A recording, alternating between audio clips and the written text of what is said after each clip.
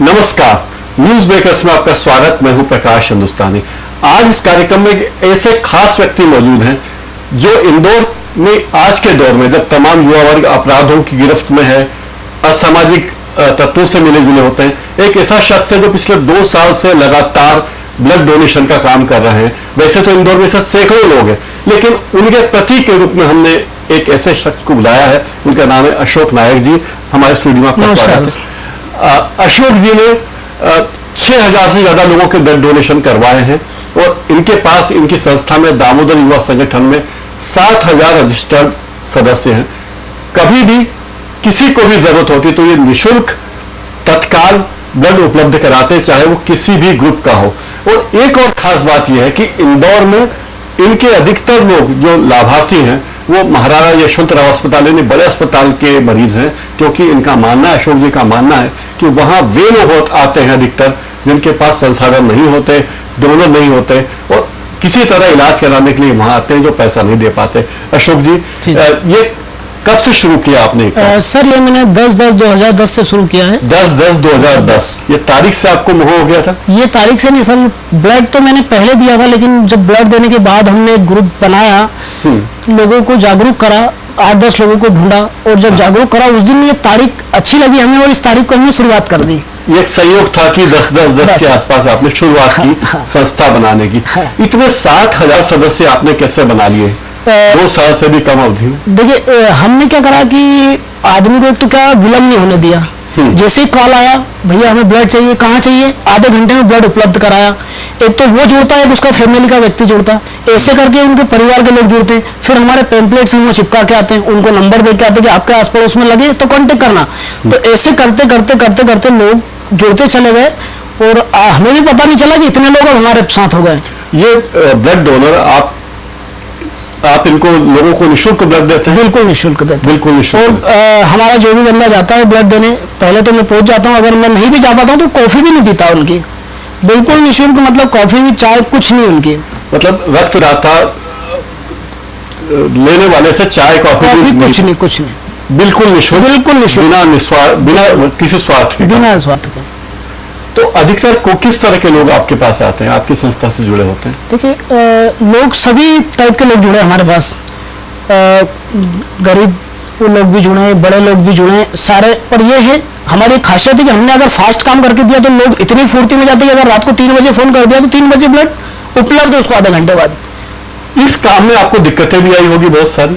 दिक्कतें तो क्या सर, छोटी मोटी दिक्कतें आई, लेकिन दिक्कत का सामना करना ऐसे कामों के लिए तो बहुत अच्छी बात है। अगर दिक्कत आई भी है तो उनका सामना करके हमने उनको आगे बढ़ेंगे, पीछे हटने का काम नहीं करा आज तक।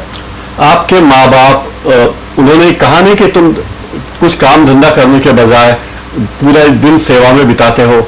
आप घर से कोई बहुत पैसे वाले आदमी हो क्या? नहीं, घर से तो मैं सिलाई का कार्य मैं खुद कर रहा हूँ और मम्मी पापा भी सिलाई का कार्य कर रहे हैं। उनने शुरू 2, 4, 8 दिन, 15 दिन कहा, लेकिन उसके बाद उनको लगा कि ये बहुत अच्छा काम है और आज किसी का जीवन बच रहा है। और उस दौर में एक ऐसी बच्ची का जीवन बचाया था हमने जो जली हुई थी, और उसको अगर हम आधे घंटे या 15 मिनट में ब्लड नहीं देते तो शायद वो मर सकते थे। तो उसके बाद मेरे को ऐसी लगन लगी इसकी कि फिर आज तक ना घर वालों ने बोला, ना मैंने कभी पीछे कदम हटाया, बस मैं चलता रहा। और अब आप अपनी आजीविका के लिए क्या करते हैं? मैं सिलाई कर रहा हूँ।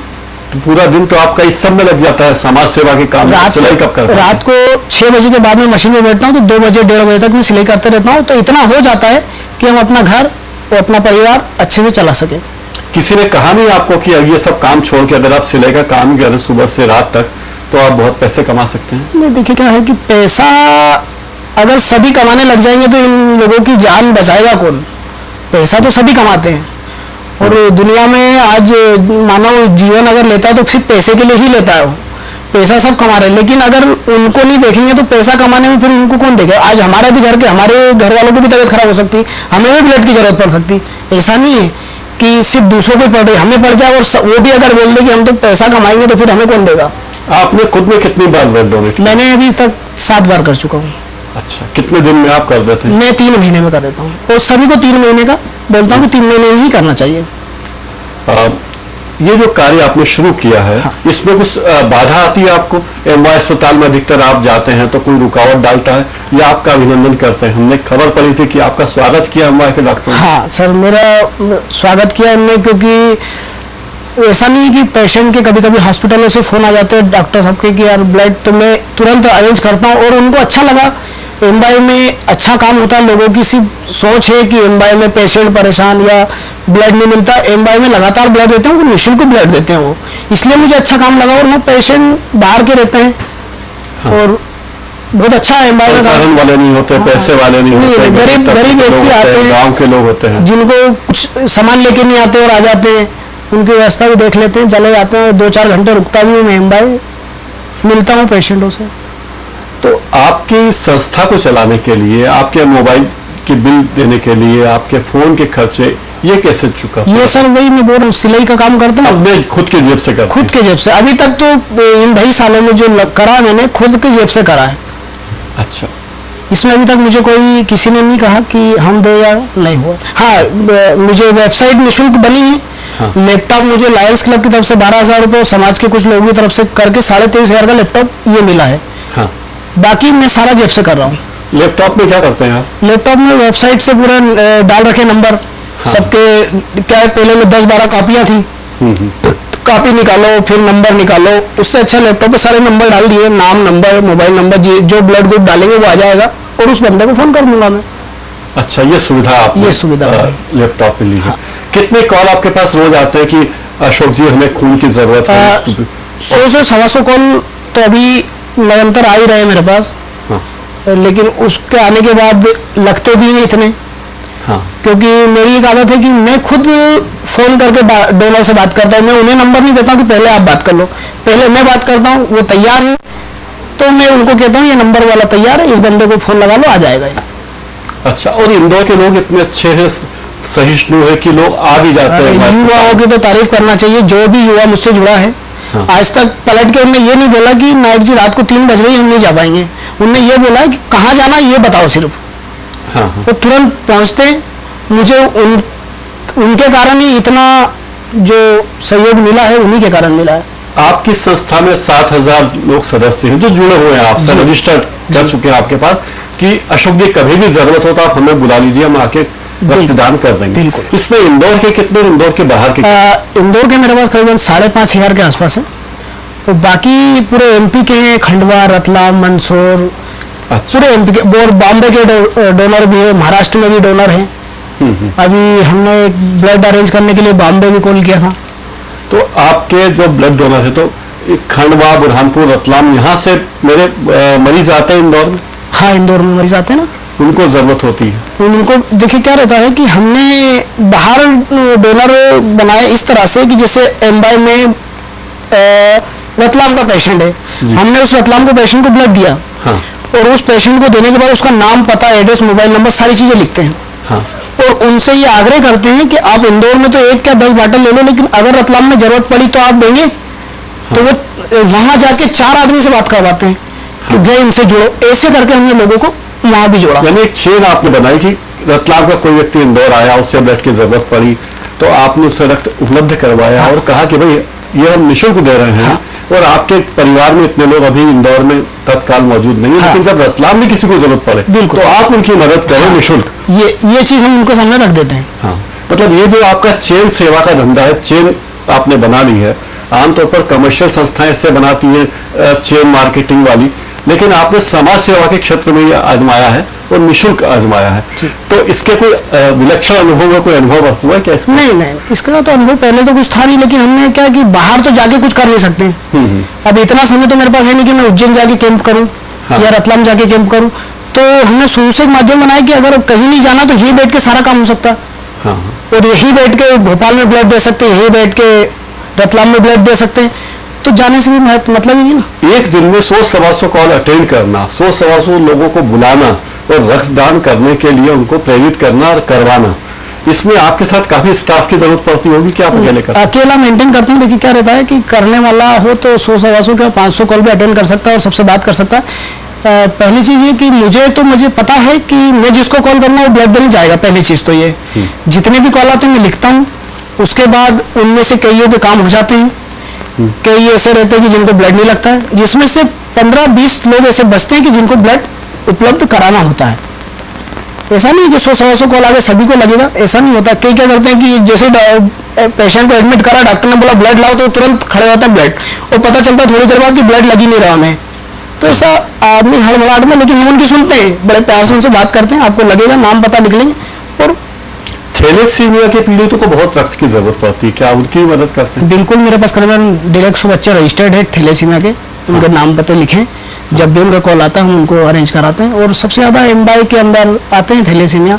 कुछ बच्चे खंडवा के हैं जो चौथराम हॉस्पिटल में आते हैं, कुछ बॉम्बे हॉस्पिटल में आते हैं। तो इनको सबसे ज़्यादा दिक्कत होती है बॉम्बे ब्लड ग्रुप के लोगों को इकट्ठा करने में। इस ग्रुप के गिने चुने लोग इस देश में मौजूद हैं, तो उनके रक्त की कैसे व्यवस्था की? अरे सर, जिस दिन ये बॉम्बे ब्लड ग्रुप का नाम मैंने पहली बार सुना, मैं मार्केट के लिए निकला था और मेरे पास रास्ते में फ़ोन आया, बोले भाई बॉम्बे ब्लड ग्रुप चाहिए। तो मैं चौंक गया कि बॉम्बे ब्लड ग्रुप मैंने ही नहीं सुना, तो ये कहाँ से आ गया नया जी। वो वर्मा अस्पताल में खड़े थे उस समय, उनसे मैंने बोला आप कहाँ खड़े हो? तो बोले वर्मा में। मैंने डॉक्टर से बात कराओ मेरी, डॉक्टर से बात करी मैंने, सर ये क्या बोल रहे हैं? बोले नायक जी ब्लड ग्रुप होता है और ये कई हजारों लोगों में एक आध का पाया जाता है, रेयरेस्ट बहुत रेयरेस्ट ग्रुप है जी। तो मैंने ठीक है भैया, गया मैं घर, वापस मार्केट तो उस समय गया ही नहीं, वापस घर गया, मैंने मैसेज बना के पहले, सबसे पहले न्यूज़ पे जितने भी चैनल है सबको मैसेज किया और उनने चलाना स्टार्ट किया। तो कुछ लोगों के फ़ोन आने लगे कि नायक जी क्या है बॉम्बे, तुम क्या चला रहे हो? फिर फ़ोन आया वापस से उस बंदे का कि भैया इसका इंतजाम करो, ये तो बहुत सीरियस पेशेंट है, इसका ऑपरेशन रुका हुआ है इस चक्कर में।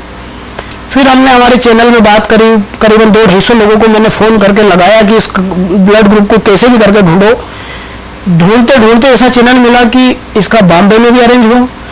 बॉम्बे से पहले हमने इसका अपने सेलम करके एक है जी, और इसका स्टील फैक्ट्री है, सेलम स्टील के नाम से मशहूर है। हाँ। उस जगह वहां से भी आपको डोनर मिले, वहां से डोनर सारा ब्लड का काम आप कर रहे हैं। कभी आपके मन में इच्छा हो कि अगर आप डॉक्टर होते तो ज्यादा बढ़िया सेवा कर सकते थे लोगों? नहीं नहीं सर, देखिए क्या रहता है कि डॉक्टर होता तो शायद नहीं कर पाता, लेकिन जिस स्थिति में मैं हूँ और अधिकतर गरीब व्यक्ति ने ही ऐसे काम करे हैं, पैसे वालों को तो समय नहीं है कि वो ऐसे काम कर पाए। हाँ। पैसे वालों को इतना समय कहाँ रहता है कि वो इस काम में टाइम देगा। जिसके पास जितना पैसा है, कहावत है कि जिसके पास जितना पैसा होता है उसे उतने ही पैसे कम पड़ते हैं। हाँ। कोई 1000पति उसे 1000 रुपए में की जरूरत और होती है, लखपति को लाखों रुपए की जरूरत पड़ती है, करोड़पति को करोड़ चाहिए और अरबपति को अरब रुपए और चाहिए। तो ये बड़ी चैलेंज, इसलिए मैं इसी में खुश हूँ जी। और इस काम करने में मैं चाहता हूँ कि और भी गरीब हो जाऊंगा तो चलेगा, लेकिन ये काम बंद नहीं करूंगा। एमवाई अस्पताल में लोग कहते हैं कि डॉक्टरों का सहयोग नहीं होता मरीजों को, आप क्या कहेंगे? नहीं, बराबर थोड़ा देखिए क्या रहता है कि एक तो सबसे ज्यादा पेशेंट एमवाई में आते हैं और इतने डॉक्टर ध्यान रखने में सबका रखते हैं बराबर, लेकिन वहाँ क्या है पेशेंट को भी शांति नहीं होती। हाँ। ऐसा नहीं है, देखते हैं वो भी मरीजों को देखते हैं, सब कुछ इलाज हो रहा है बराबर, इतने मरीज आते हैं। आज इंदौर का पूरे प्रदेश में इससे बड़ा हॉस्पिटल मैंने नहीं देखा आज तक, जितने मरीज इसके अंदर रहते हैं। तो ऐसा नहीं है, देखते हैं वो भी उनके हिसाब से कर ही रहे हैं काम। हाँ। इसीलिए तो मरीज सही हो रहा है और घर जा रहा है। हमारे एक मित्र हैं डॉक्टर विनोद भंडारी, अरविंदो अस्पताल के डायरेक्टर हैं, वो कहते हैं कि प्रदेश का सबसे अच्छा अस्पताल कोई है तो बड़ा अस्पताल, जहाँ मरीज एकदम गरीब मरीज, कुपोषण का मरीज आता है अस्पताल में और स्वस्थ होकर चला जाता है और किसी को धन्यवाद भी नहीं दे पाता, वो मरीज अंग्रेजी में नहीं बोल पाता, जिसका खुद का स्तर काफी अच्छा नहीं है। ये बताइए, उस अस्पताल में जाते हुए और कोई सेवा कार्य भी करते हैं आपके? बहुत सारे लोग नए नए, कोई खाना बंटवाना, कोई खिचड़ी बंटवाना, कोई पानी, मतलब बहुत सारे लोग आते हैं और नई नई तरह की, कोई गोली दवाई दिलवाना किसी को, हर प्रकार के लोग आते हैं अस्पताल में। ये बात गलत है कि इंदौर के लोग घमंडी हैं, असहयोग करते हैं, दिखावटी हैं। आप कह रहे कि बहुत सारे लोग हैं जो आते हैं अस्पताल में मरीजों को बगैर अपनी पहचान बताए। हाँ। मरीजों की मदद करते हैं, कोई खाना देता है, कोई दवा देता है, कोई मदद कर, हर तरीके से मदद करते हैं लोग, और ये इंदौर में ही संभव। इंदौर में बहुत अच्छे लोग, ऐसा नहीं है कि देखिए कुछ लोगों की वजह से अगर सारे बदनाम हो तो ऐसा नहीं होता। हाँ। लेकिन ऐसे दानदाता पड़े हैं कि जिनका पता ही नहीं रहता वो करके चले जाते हैं। अशोक जी, अब आगे आपका लक्ष्य क्या है? यही सेवा करते रहोगे जिंदगी? मेरा आगे लक्ष्य यही है, और मैं तो पूरे एमपी में चाहूंगा कि ब्लड इतनी जल्दी अरेंज हो कि जैसे कि आदमी पानी के पाउच 1 रुपए में खरीदता है, और हम चाहते हैं कि आदमी यहाँ से 25 पैसे का कॉल करे और उस 25 पैसे में ही उसको ब्लड मिले। उसको 1 रुपया भी नहीं लगाना पड़े, 10 फोन भी नहीं करना पड़े, सिर्फ 1 कॉल करना पड़े और उसको ब्लड उपलब्ध हो जाए। इतनी जागरूकता लाना चाहते हैं। अशोक जी, आप हमारे स्टूडियो आए, आपने हमसे बातचीत की, आपके जज्बे को हम सलाम करते हैं, और जो जज्बा आपने दिखाया, इंदौर के और लोग भी ऐसा जज्बा दिखाएं तो इंदौर और भी ज्यादा आगे जा सकता है। आपने ये बात भी बिल्कुल सही कही कि इंदौर में ऐसे हजारों नौजवान हैं जो सेवा का कार्य कर रहे हैं, उसके पीछे नाम नहीं चाहते, प्रचार नहीं चाहते, पैसा नहीं चाहते, और अपना काम खोटी करके वे समाज सेवा कर रहे हैं। आपका बहुत बहुत धन्यवाद। न्यूज़ मेकर्स में फिलहाल इतना ही।